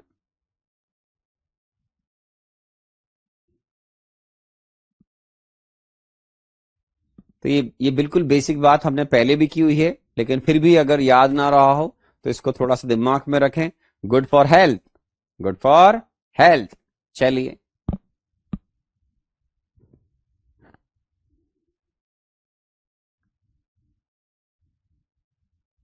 लिख लिया भाई। चलिए आगे बढ़े मेरे बच्चों, आ जाओ वापस यहीं पे। तो आप अब आराम आराम से देख करके बताओ मेरे बच्चों कि सर यहां पर अब इसके 10 मोल्स हैं, तो इसके मोल्स से क्या हो जाएंगे, जीरो आफ्टर रिएक्शन। यहां कितने बचेंगे बेटा, 10 मिलीमोल्स। ये सॉलिड है तो बॉटम में बैठ गया मेरे बच्चों, इसके 10 मिलीमोल बन गए और इसके 10 मिलीमोल बन गए। ठीक है, अब आपके पास उन्होंने पूछा नाइट्रेट आयन की कंसंट्रेशन क्या होगी। सिल्वर नाइट्रेट तो जीरो हो गया, आप बोलोगे बिल्कुल हो गया सर। अब पोटेशियम नाइट्रेट पे आ जाओ। पोटेशियम नाइट्रेट का मतलब क्या है, वही स्ट्रॉन्ग इलेक्ट्रोलाइट। तो मेरे बच्चों इसको आप ऐसे ब्रेक करो, K प्लस और NO3 माइनस में, ये लो बिट्टू एक्वस सॉल्यूशन है। ठीक है, तो अब नाइट जितने इसके मोल्स होंगे इसके भी वही 10 मिली मोल्स होंगे, और इसके भी 10 मिली मोल्स इस फॉर्म में होने चाहिए। तो आराम आराम से बताइए कि नाइट्रेट आयन की रिजल्टेंट कंसंट्रेशन क्या हो जाएगी बेटा, 10 millimoles divide by volume in ml, कितना बेटा 300, तो 1/30 m इसकी मोलर कंसंट्रेशन आएगी। m का मतलब है जब हम कभी भी स्क्वायर ब्रैकेट में किसी भी आयन को अगर लिख देते हैं मेरे बच्चों, तो उसका मतलब होता है हम उसकी कंसंट्रेशन को मोल पर लीटर में लिख रहे हैं। ठीक है, याद रखें। तो हमारे इस रिजल्टेंट सॉल्यूशन में नाइट्रेट आयन की कंसंट्रेशन होगी सर 1/30। वाई, बिकॉज दोनों को ऐड करने से सॉल्यूशन का वॉल्यूम बढ़ गया बेटा, कितना हो गया 300 ml। तो 10/300 ऐसे कर लीजिए आराम आराम से, तो प्रॉब्लम सॉल्व हो जाएगी। लिख लीजिए आराम आराम से।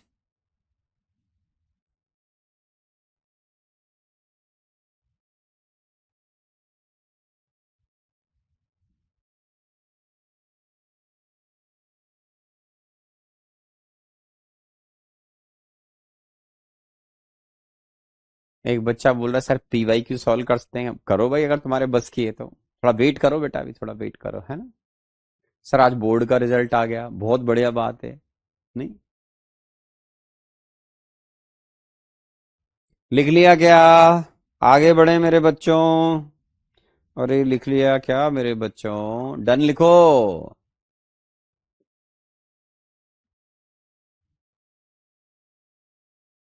ठीक है ना, फालतू क्वेश्चन मत करा करो बेटा ना। जैसे एक बच्चा है सर ये होता लिमिटिंग, तो क्या करते, अरे जैसे ये सॉल्व कर रहे हैं वैसे वैसे सॉल्व करते प्रॉब्लम को यार, प्रॉब्लम फिर कुछ और बनाते, वेरी सिंपल यार, है ना।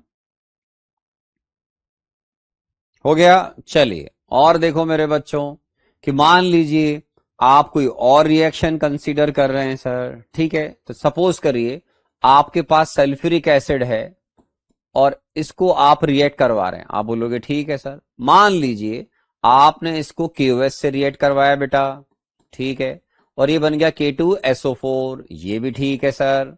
और साथ में आपके पास आराम आराम से K2SO4 प्लस क्या बन जाएगा, 2 मोल ऑफ वाटर बन जाएगा। तो अब इसमें प्रॉब्लम में जैसे अभी हमने कुछ एक प्रॉब्लम बनाया था वैसे दोबारा बना सकते हैं। तो इस प्रॉब्लम में अपन क्या करेंगे बिट्टू कि सर मान लो आपको दोनों के मोलारिटी और वॉल्यूम दे रखे हैं, ठीक है। सपोज करो if 400 ml 0.1 m H2SO4 aqueous solution is reacted with, ठीक है, रिएक्टेड विद, अपन कुछ भी कर सकते हैं। अब आप बोलोगे ठीक है सर, मन में जिसको लिमिटिंग एंड बनाओ, जैसे लिमिटिंग एंड बनाओगे उसके हिसाब से प्रॉब्लम फ्रेम कर लेंगे, क्या दिक्कत आ रही है बच्चों, ठीक है ना। ओके, तो अगर आप 400 ml 0.1 m H2SO4 सॉल्यूशन को रिएक्ट करवा रहे हो मेरे बच्चों, आपने बोला ठीक है रिएक्टेड विद, मान लो मैंने ऐसे लिख दिया बच्चों 600 ml 0.1 m KOH aqueous solution, ठीक है सर। आप बोलोगे ठीक है सर। अब मान लो एग्जामिनर बोल रहा है फाइंड फाइंड, ठीक है। अब इसमें एग्जामिनर की चॉइस है, आप बोलोगे क्या चॉइस है सर, कि सर लिमिटिंग रिएजेंट कौन होगा वो तो अपने को पता लग जाएगा, तो उसके अकॉर्डिंग मैं आपसे रिमेनिंग किसी भी आयन की कंसंट्रेशन निकलवा सकता हूं मेरी चॉइस के हिसाब से सर। तो जैसे यहां पर अगर इसके 40 मिलीमोल्स बन रहे हैं तो इसके होने चाहिए थे सर 40 के लिए 80, लेकिन यहां 600 रह गए, तो इसका मतलब ये लिमिटिंग रिएजेंट हो गया। अब ये लिमिटिंग रिएजेंट हो गया, सामने वाला तो आपसे कुछ और पूछ रहा है, मान लो find concentration of suppose potassium ion, ये लो निकालो अपने आप लोग, आप खुद ट्राई करो, चलो ट्राई करो अपने आप, आंसर बताएं अपने आप।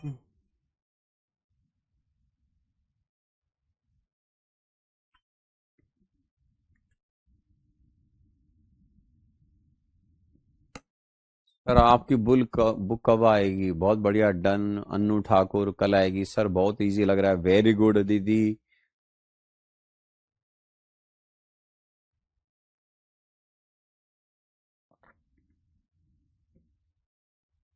सारे बच्चे सॉल्व करके अपना आंसर बताओ मेरे को, क्या आ रहा है देखे तुम्हारा, अगर इजी लग रहा है तो।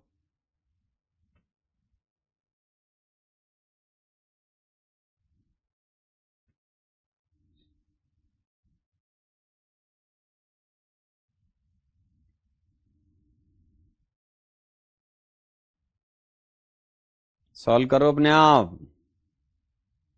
पहले क्या करना है बेटा, सॉल्व करने के लिए मिलीमोल्स निकाल लेना, ठीक है। पहले आराम आराम से दोनों के मिलीमोल्स निकालो और मालूम करो कौन लिमिटिंग रिएजेंट है, ठीक है। After that solve this problem. एक बच्चे ने निकाला 0.03, एक ने निकाला 4/5। आज देखा सबके अलग अलग आंसर है, एक का 1/25, अलग अलग आ गए ना, 0.06, सबके अलग अलग आने लग गए बेटा। जब मैं करूंगा तो इजी, तुम करो तो हो नहीं रहा है, सबके आंसर अलग आ रहे हैं, देखो 0.06, 0.03, 4/5 का मतलब है 0.8, ओके 0.06। एक ही क्लास में चार ऑप्शन दे दिए बच्चों, चार ऑप्शन दे दिए ऑलरेडी, 0.8, 0.06, 0.03, वाह वाह वाह वाह वाह। 3/200 अलग अलग आ रहे हैं, सबके नाम नहीं लूंगा मैं, चलो तो अब चेक करते हैं मेरे बच्चों। सबसे पहले इसके मिलीमोल्स हो गए 40, 400 इंटू 0.1। अब KOH लाओ, 600 ml इंटू 0.1 मल्टीप्लाई करो मेरे बच्चों 60। तो पहले तो ऐसे देखो, अब एज पर स्टोइकियोमेट्री 40 मिलीमोल्स के लिए इसके डबल 80 मिलीमोल्स चाहिए थे, लेकिन इसमें आपने लिमिटिंग रिएजेंट हो गया कौन, KOH। तो KOH जब फिनिश हो जाएगा मेरे बच्चों तो उस समय उससे हाफ 30 मिलीमोल्स ये H2SO4 के कंज्यूम कर देगा। आप बोलोगे यस सर, तो इसके 10 मिलीमोल्स बचेंगे आफ्टर रिएक्शन, आफ्टर रिएक्शन। तो मेरा जो इंटरेस्ट था वो ये था कि भाई लिमिटिंग रिएजेंट कौन है, इसके 4 के लिए 80 चाहिए थे, आपके पास 60 है केवल, तो 60 से हाफ 30 कंज्यूम कर दीजिए, तो 40 माइनस 30 10 बच जाएंगे। अब इधर आ जाओ, इसके 60 मिली मोल है मेरे बच्चों, तो इसके 30 मिली मोल्स आने चाहिए। Very simple. अब देखो, दोनों को ऐड किया है मेरे बच्चों, तो दोनों को ऐड किया है तो वॉल्यूम टोटल कितना आ गया मेरे प्यारे बच्चों? 400 और 600। 400 प्लस 600 ये हो गया 1000 ml। अब K2SO4 का मतलब क्या है जो मैंने समझाया था? K2SO4 के जितने मोल्स होंगे उससे डबल आपके पास पोटेशियम आयन के होने चाहिए। आप बोलोगे ठीक है सर, तो आपके पास 30 है तो ये 2 × 30 और ये 30 मिली मोल्स होने चाहिए। तो इसका मतलब मेरे बच्चों पोटेशियम आयन की जो कंसंट्रेशन है इन मोल पर लीटर वो आनी चाहिए milli moles divide by 1000 ml। Check करो मेरे बच्चों, 0.06 m। कितने बच्चों की 0.00 आ रही है क्या यार? 0.06 आ रही होगी, कई बच्चों ने 0.0 हनी 0.0006 लिख रहे हैं। 0.06 आ रही होगी बेटा, चेक करो हनी। हाँ 0.06 ठीक लग रही है। ओके, आराम से देख लें। Very good very good very good. हाँ कुछ बच्चों को करेक्ट है, बड़ी अच्छी बात है, ये तो बहुत ही अच्छी बात है। मेरा सही था, माइंड करेक्ट। वेरी गुड, होना भी चाहिए ना भाई। चलो बच्चों आगे बढ़े। लिख लो भाई, जिसका गलत हो गया वो चेक करो। कई बार बच्चे क्या जल्दबाजी में गलती करते हैं, अंडरलाइन कर देता हूं, वो यहाँ 2 से मल्टीप्लाई करना भूल जाते हैं, वो 30 डिवाइड बाय 1000 कर देंगे तो उनका आंसर आएगा 0.03। इस क्लास में कई बच्चों का आंसर 0.03 भी आया था, तो गलती कर गए। ठीक है ना? तो ये देखो आप, सिंपल स्टोइकियोमेट्री थी, यहां पर मिस्टेक करते हैं बच्चे। ये 2 है ना कॉफिशिएंट, तो इसके 30 मिलीमोल से 60 मिलीमोल्स बनेंगे ना किसके? पोटेशियम आयन के। अरे बिल्कुल बेसिक सेकंड लेक्चर का पार्ट है। 1 मोल K2SO4 is containing double moles of potassium ion. Very simple. 2 से मल्टीप्लाई नहीं किया मैंने तो मैं क्या करूं, ये तुम्हारी गलती है। चलिए आगे बढ़ते हैं मेरे बच्चों। चलिए प्रॉब्लम खुद सॉल्व करो, करो अपने आप। अच्छा क्वेश्चन है मेरे बच्चों, अपने आप सॉल्व करें, दिमाग लगाएं और चेक, कोशिश करो कि इसमें मिस्टेक ना होने पाए। ठीक है?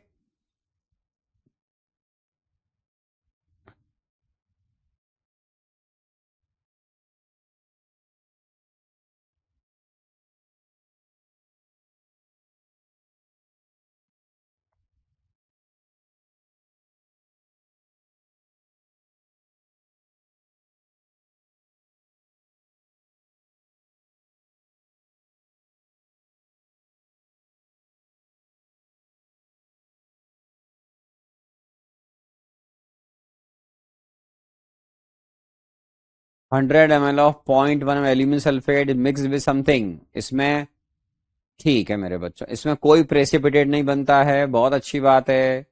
तो एल्यूमिनियम सल्फेट को मिक्स किया है आपने, बहुत अच्छी बात है सर। ओके, अब देखो एल्यूमिनियम सल्फेट, बहुत बढ़िया। ये अपने रेस्पेक्टिव आयंस में इस तरीके से कन्वर्ट कर दो। 3 moles of SO4 2 minus. Okay, और AlCl3 को ऐसे कन्वर्ट कर दो बेटा, AlCl3 Al3 plus plus 3Cl minus, है ना? ये भी ठीक है।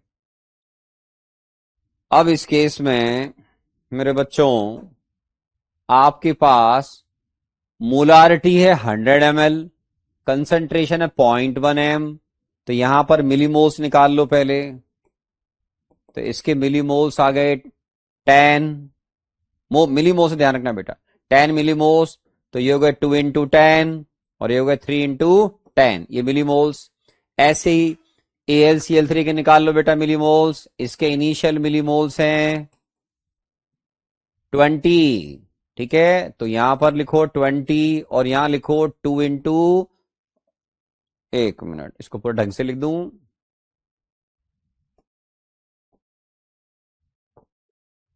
AlCl3 ओके, तो हमारे पास इसके मिलीमोल्स हैं 20। तो यहां पे लिखो 20 और यहां लिखो 3 × 20। ये लो मेरे बच्चे, क्या आंसर आ रहे हैं? 0.133। किसी का आंसर सी आ रहा है भाई साहब? ओके, चेक कर रहा हूं मैं। हनी का आंसर आ गया, अंश का आंसर आया। ओके, बहुत सारे बच्चों के आंसर आ रहे हैं। ठीक है, आने दीजिए आने दीजिए। तो अब क्या करोगे मेरे बच्चों? एल्यूमिनियम मुझे यहां से भी मिल रहा है, वहां से भी मिल रहा है, तो total millimoles of aluminium ion in solution, in solution. तो क्या करोगे? आप बोलोगे सर 20 + 20 कितने हो गए बेटा? ये चेक करो रे, 40। 40 मिलीमोल्स हो गए मेरे बच्चों। आप बोलोगे यस सर। तो 21 से आए और सेकंड से भी 20 आ गए। अब क्या करोगे? मोलारिटी ऑफ Al3+, उसके लिए क्या करना पड़ेगा बेटा? Total volume. आराम आराम से देखो, टोटल वॉल्यूम ऑफ सॉल्यूशन कितने ml हो गया बेटा? दोनों को ऐड कर दो। एक का 100, दूसरे का 200। ये कितना हो गया? 100 + 200। बच्चों की तरह लिखो 300 ml। ठीक है। अब इसके बाद concentration of Al3+ in final solution. अब फाइनल सॉल्यूशन निकालो मेरे बच्चों। कैसे निकालोगे? Millimoles divide by total volume कितना है? 300। आप बोलोगे ठीक है सर। आराम आराम से चेक करो। तो ये यहां पे सॉल्व करने के बाद इत्मीनान से देखिए, जीरो कैंसिल कर लो। आप बोलोगे यस सर। तो ये 2/15। आप आराम से चेक करिए। आप बोलोगे यस सर। अरे वाह वाह, बहुत से लोग आंसर लिख रहे हैं। ठीक है सर। ओके, तो आपके पास ये आंसर आ रहा है ऑलमोस्ट 0 पॉइंट, फिर जीरो आ जाएगा 1, फिर 5033 M। आराम आराम से देखिए, चेक कर लो भाई साहब। तो आंसर आ रहा है 0.133। काफी बच्चों का आंसर आ गया है। वेरी गुड, बहुत बढ़िया, बहुत ही अच्छी बात है। हाँ, बहुत बढ़िया बहुत बढ़िया।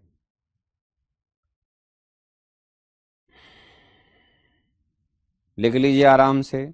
जिनका आंसर नहीं आया वो लिख लें, बाकियों का हो गया वो गया। ठीक है, बहुत शानदार। इतने सारे आंसर निकले, धड़ाड़ में पढ़ ही नहीं पा रहा हूँ। पता नहीं क्या सी, वैसे सबका सी सी दिख रहा है मेरे को। डन डन डन ये लिख रहा है।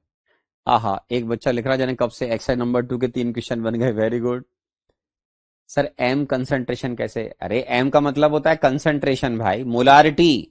एम का मतलब मोलारिटी, कंसंट्रेशन। मोल पर लीटर पहले ही पढ़ा दिया पिछली क्लास में बेटा, है ना? उसको नहीं पूछोगे, अब वो सब बता रखा है क्लास में, है ना? चलिए आगे बढ़ते हैं मेरे बच्चों। चलो अगली प्रॉब्लम सॉल्व करो। मेरी क्लास में बिना रिवीजन करे मत आया करो, वरना मैं उन बच्चों के क्वेश्चंस के आंसर नहीं करूंगा जो बिना पढ़े क्लास में आ जाएंगे, कुछ भी पूछते रहेंगे। नो, मैं उनको सिंसियर स्टूडेंट्स में कंसिडर बिल्कुल नहीं करूंगा। चलो अब प्रॉब्लम सॉल्व करो। आपको पोटेशियम सल्फेट का मोलर मास दे रखा है मेरे बच्चों। आप बोलोगे okay my dear. Molar mass of 174 दे रखा है, ऑफ K2SO4 174 ग्राम पर मोल। इनफ वाटर में मिलाया है, 500 ml का सॉल्यूशन बनाया है। आपको ये बताना है कि पोटेशियम और सल्फेट आयन की कंसंट्रेशन क्या आएगी। Very easy question, very easy question. Solve करो।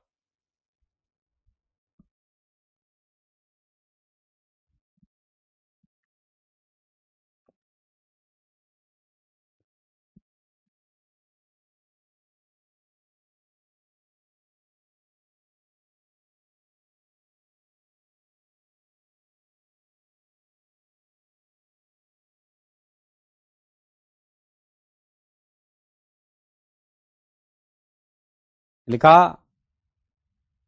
अब तक तो आंसर ही आ जाना चाहिए था। इसके लिए क्या करो मेरे बच्चों, सबसे पहले कंसंट्रेशन निकाल लो। कंसंट्रेशन ऑफ, या पहले मोल्स निकाल लो, ऐसा कर लो बच्चों की तरह। सबसे पहले मोल्स ऑफ K2SO4। कैसे निकालोगे मेरे बच्चों? 87 divide by it's molar mass 174, ये तो 0.5 आ रहा है मेरे बच्चों। फिर कंसंट्रेशन निकालो, मोलारिटी ऑफ K2SO4, ठीक है, क्या हो जाएगी बेटा? Moles divide by volume of solution, ठीक है, कितना है? 500 ml को लीटर में कन्वर्ट कर लो, 0 पॉइंट दिस, तो ये तो मेरे बच्चों 1 m आ गया यार। क्या आ गया? 1 m। चेक करो भाई साहब, 0.5 डिवाइड बाय दिस। आप बोलोगे ठीक है सर। तो अब ये देखो कि इनमें से कौन सा आंसर आएगा। बोलो बोलो। तो आप बोलोगे सर K2SO4, इसकी कंसंट्रेशन ही आ गई, तो K2SO4 जितना होगा उससे डबल कंसंट्रेशन K प्लस की, और उतनी ही कंसंट्रेशन सल्फेट आयन की होनी चाहिए मेरे बच्चों। तो ये 2m और ये 1m होनी चाहिए। चेक करो कौन सा आंसर आ रहा है। 1 2, नो, 2 1। तो इसको बोलते हैं वेरी इजी प्रॉब्लम। ये कोई डिफिकल्ट प्रॉब्लम नहीं है। अब जो बच्चा पढ़ता लिखता ही नहीं है बिल्कुल, जो मोलारिटी भी नहीं पढ़ता है, उसका कुछ नहीं होता है बच्चों, ठीक है ना। तो ये आराम से सॉल्व होना चाहिए। और कर लो भाई साहब सॉल्व। चलो अब थोड़ा अच्छा प्रॉब्लम सॉल्व करो, बेटर प्रॉब्लम सॉल्व करिए। अब मजा आएगा इसमें थोड़ा सा आपको।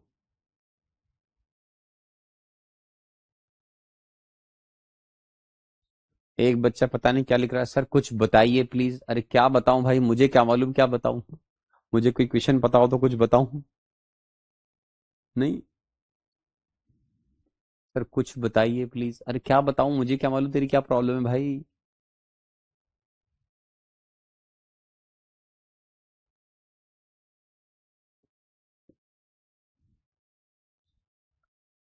क्वेश्चन है मेरे बच्चों, how many ml of 19% W/V aqueous magnesium chloride solution is required to produce a solution of 500 ml having concentration of Cl minus ion is 0.2 m। तो आपको कितना वॉल्यूम इसका ml में लू मैग्नीशियम क्लोराइड का, कि उससे 100 ml का सॉल्यूशन बने जिसमें क्लोराइड आयन की कंसंट्रेशन कितनी हो? 0.2 m हो। करो।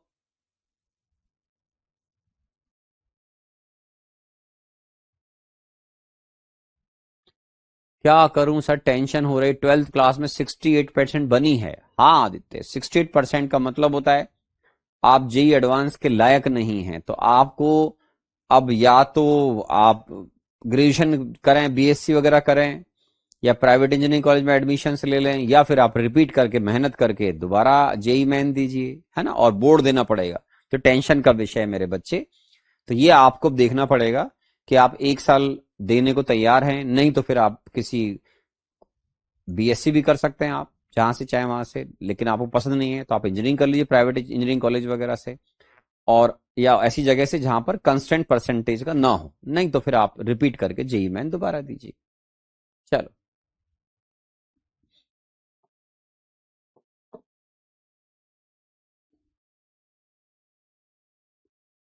अब देखिए, आपको मैग्नीशियम क्लोराइड है, आप बोलोगे हाँ सर।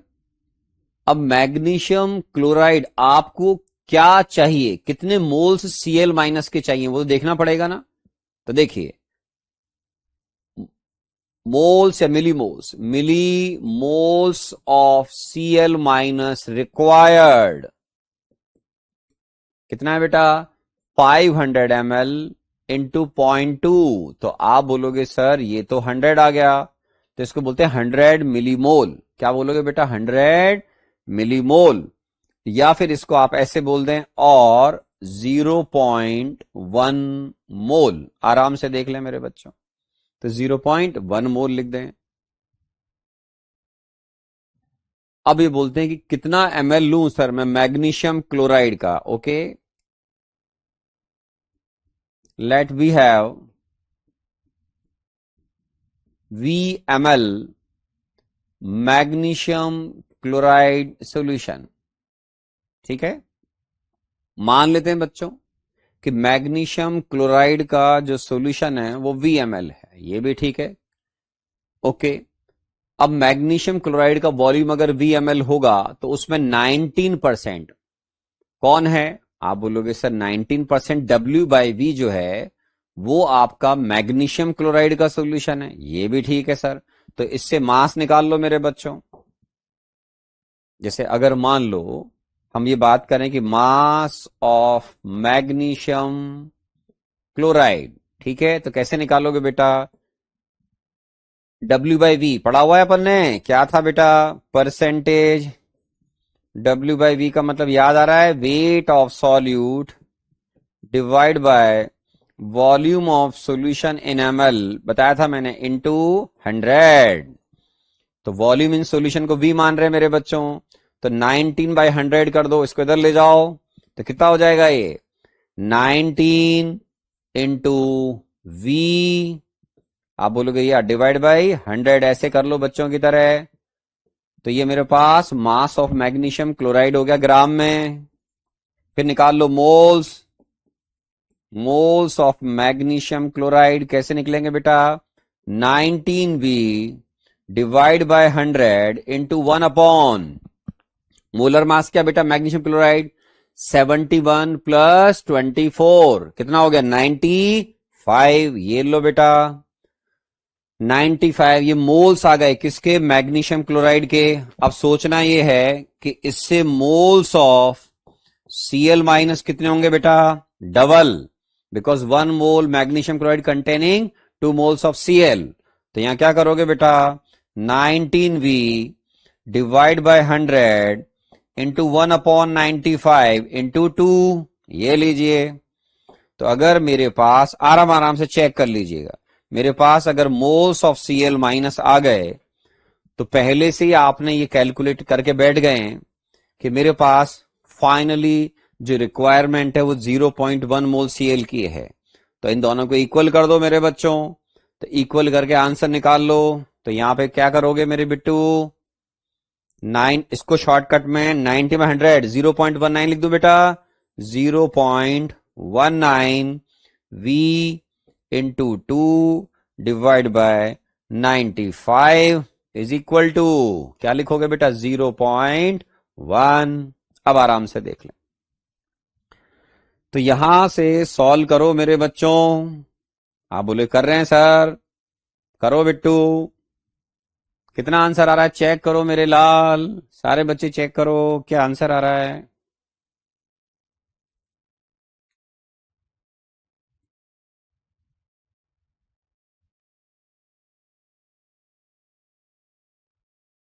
हो गया?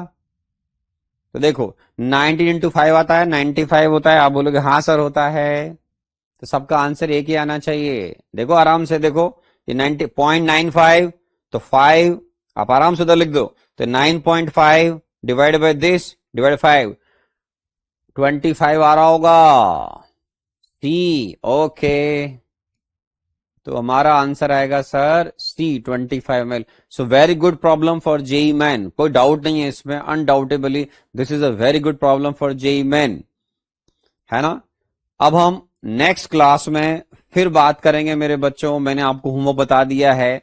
होमवर्क क्या लिखाया था मैंने आपको? आई थिंक एक्सरसाइज नंबर 2 में 6 से लेकर कितना बताया? होमवर्क बताना रहे, दोबारा दोबारा बताओ रे, होमवर्क क्या है मेरे बच्चों? आई थिंक 6 से 11 बताया मैंने, चेक कर लीजिए। जिसको समझ में नहीं आया उसको ये समझना पड़ेगा कि सर मैंने वॉल्यूम सॉल्यूशन का पहले VmL माना है बेटा, आप घर पे पढ़ते नहीं हो, दिक्कत आएगी। परसेंट W/V का मतलब ये होता है।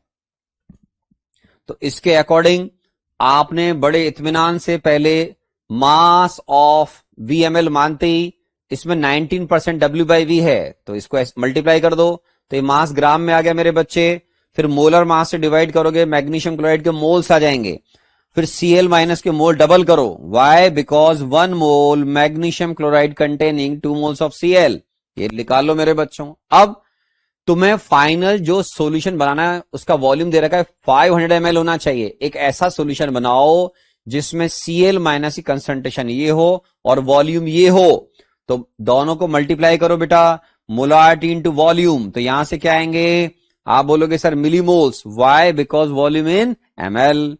तो आपको इस सॉल्यूशन से ऐसा कोई सॉल्यूशन बनाने के लिए 0.1 मोल आपके पास Cl माइनस होना चाहिए। तो क्या करोगे मेरे बच्चों, यहां से जो Cl माइनस के मोल्स आए वो जो आपकी डिजायर है उसके इक्वल करो। तो हमने इन दोनों से को इक्वल कर दिया कि सर हमें फाइनल सॉल्यूशन में 0.1 मोल Cl माइनस चाहिए।